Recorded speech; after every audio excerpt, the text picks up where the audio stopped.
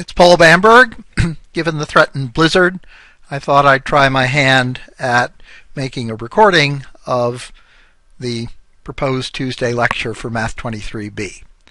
I'm going to break this up into pieces, and the first part is just introductory material showing how to extend examples that you're familiar with from one dimension to many dimensions. So let's look at a standard single variable calculus problem. You've got a piece of gold wire, and maybe it's thicker in some places, thinner in others, and the question you want to answer is how much gold is there between x equals a and x equals b. And the way you answer that question is you say that there's a density function, rho of x, the mass per unit length of gold. If you integrate that function from a to b, you get the answer. But you have to use the left-hand endpoint a as your lower limit of integration, the right-hand endpoint b as the upper limit of integration. If you write down the integral from b to a of rho of x with respect to x, I would say that has no significance with respect to this problem. Why? Because this integral, if b is less than a, is a negative quantity, while the mass of gold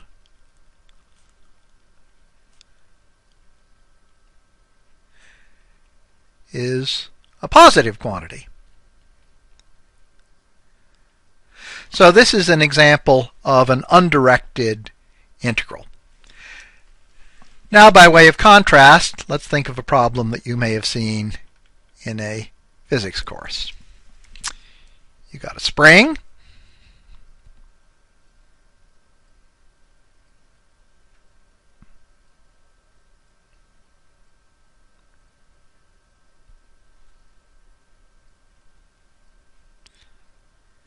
You're pulling on it with a force, and as the spring gets stretched more, the magnitude of the force increases. And the question is, if you pull from where the end of the spring is at A to where the end of the spring is at B, is the work you do positive or negative? And the answer is the work is positive, because the force you're exerting is in the same direction as the displacement of the spring. Now in this case, let's think about what happens if we do the integral from b to a. F of x, the force that you're exerting, is still a positive quantity, but because b is larger than a, this integral is going to turn out to be negative. But in this case, the integral makes perfectly good sense. You are doing negative work. One way to think about it is if you attach something to the end of the spring and just let it go, as the spring compressed, it would impart kinetic energy to that object. But if you keep tugging on the spring while it compresses, the object gets no kinetic energy. Why? Because you've done some negative work on the system. So we've got two examples. In one case, reversing the limits of integration is meaningless. In the other example, reversing the interval of integration makes perfectly good sense. And it's only in the spring example that the orientation matters. It will turn out that we treat as quite separate topics integration, where there is no concept of orientation of the region of integration, and integration where orientation is crucial. And let me give you an example of that in 3 dimensions. You're developing a nice green town, and you draw a little hemisphere around the town. There's the base of it. There's the top. And if you want to calculate the area of that hemisphere, no issue of orientation arises. But if you want to calculate the rate at which carbon dioxide flows through the surface, then the answer is different. It was no for calculating the area, but yes for calculating the rate at which carbon dioxide flows through the surface, because you need to specify whether a positive flow rate for carbon dioxide means net flow of carbon dioxide out through the hemisphere or in through the hemisphere. So this is another example of the contrast between an integral over a region that isn't oriented and an integral over a region that is oriented.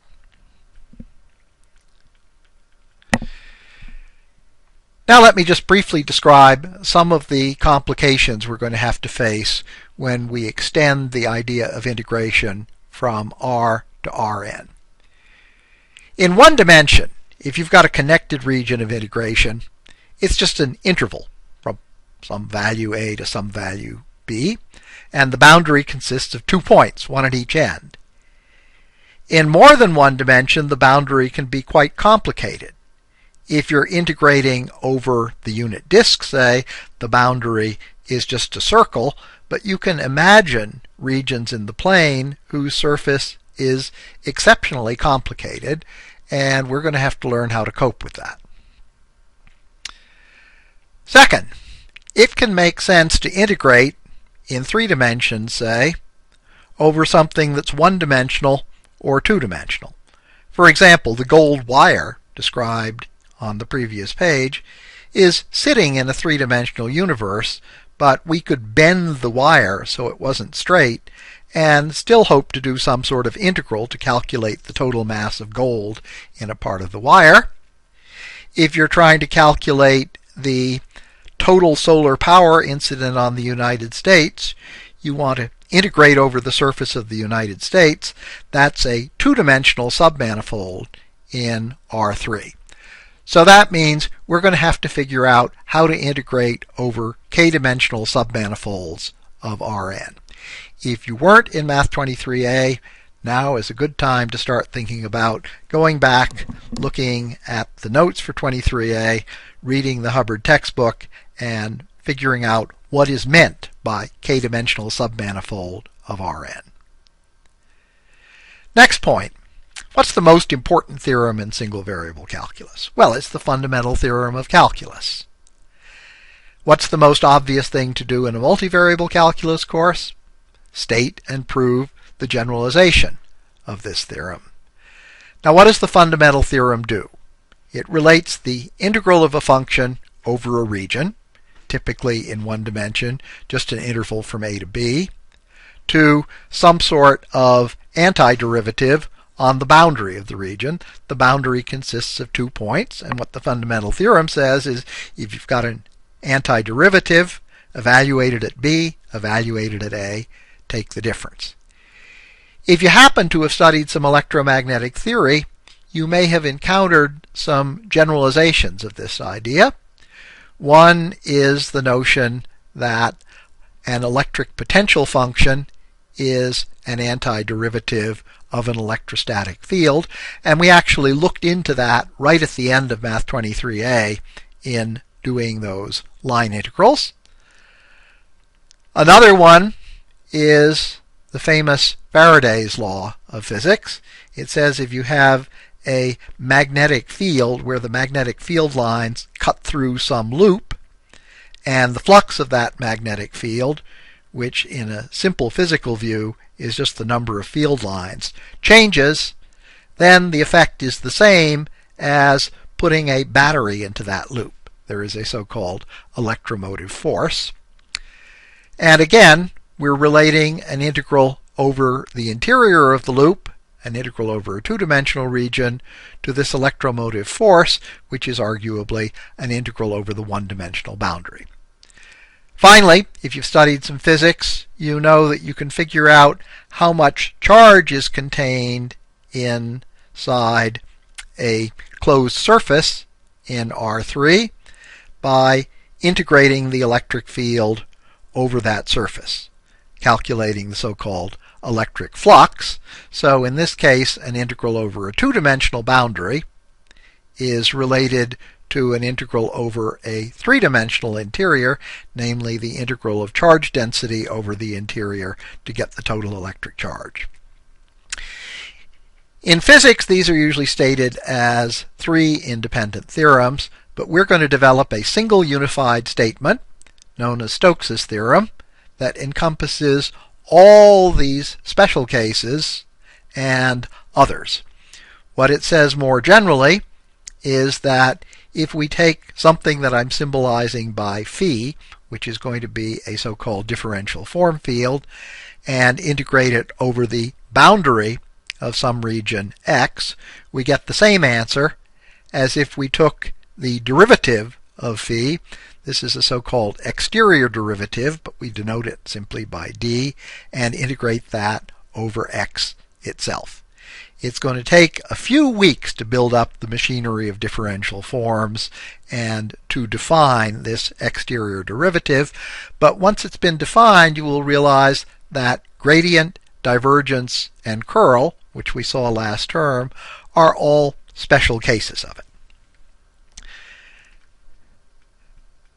Now there's another way of doing two-dimensional integrals. I take a function like the square root of x times y. I integrate that function with respect to y from 4 to x plus 3, treating x as a constant. I now have a function of x. I integrate that over x from 1 to 4. This is not a double integral. It's a so-called iterated integral. It involves only concepts of single variable calculus. Evaluating integrals this way is going to be very important for us, but it's not a fundamentally new idea. So here's the overall plan of attack. First thing we're going to do is to define the Riemann integral in Rn in terms of Riemann sums. We're going to break the region of integration up into lots of little pieces and try to sum up over all those little pieces, and then take a limit as the pieces get small and the number of pieces becomes very large. This is a great way to define integrals. It's a terrible way to evaluate them. So the next thing we're going to have to do is develop some techniques for evaluating integrals. The standard one is convert them to the sort of iterated integral I mentioned above. That's done by virtue of something called Fubini's theorem, or by doing numerical approximations. An example that you may have encountered earlier is Simpson's rule.